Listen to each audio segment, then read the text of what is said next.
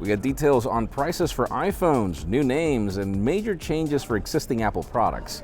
Qualcomm just showed off that it can reinvent wearables from a new approach to the architecture, and we get confirmation that the OnePlus 6T is going for an on-display fingerprint scanner. I'm Jaime Rivera, live from San Francisco after the Qualcomm Snapdragon Wear 3100 was announced. This is Pocketnow Daily, powered by Qualcomm.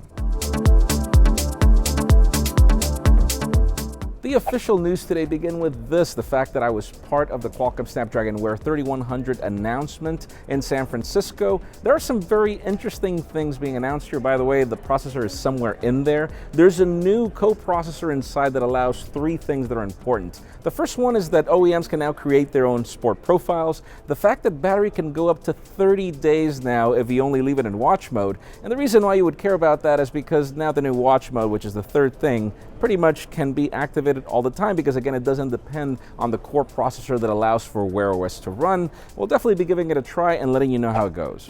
Now let's talk about OnePlus. The company has surprised everybody with the fact that we are getting an on-display fingerprint scanner on the OnePlus 6T. And also, it seems that we should set our calendars for October 17 because apparently this is when we're going to get the new OnePlus 6T. You have no idea how much I'm looking forward to the news. We'll see what happens in the end. Now let's talk about iPhones and political drama with Donald Trump, as he recently tweeted that if Apple wants to stop complaining about tariffs in order to be able to build iPhones in China and import them to the United States, that the smartest thing to do is to actually build the iPhones in the United States. I think Trump doesn't really understand that that's not the only expense. But then again, yeah, it seems that that's the only way for, I don't know, mobile products to get less expensive. We'll see about that. I'm not saying that it's a bad thing. It's just, anyways, it's a lot more complicated. Now let's talk about Samsung, as the company CEO recently teased a couple of things. The first is that for those of you that are looking for a foldable display on your phone, apparently this is going to be teased very soon in the developer conference, and then we should see the first product at CES. And also that the company wants to focus on less expensive products getting great flagship features. So yeah, at the time when phones are getting more expensive, apparently Sammy wants to play ball everywhere.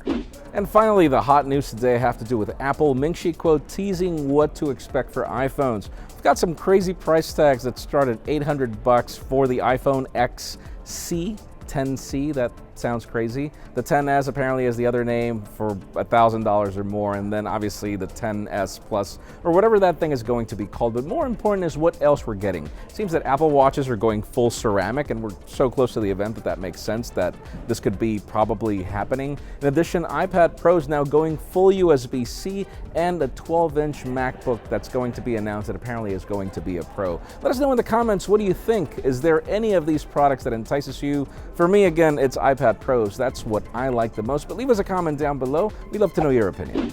You know, one of the least appealing issues with existing smartwatches is that they don't look like watches at all. They're always off. The new Qualcomm Snapdragon Wear 3100 platform brings a new architecture that allows enhanced ambient mode. This means your screen is always on without worrying about your battery life, and without sacrificing the aesthetics of the watch phase.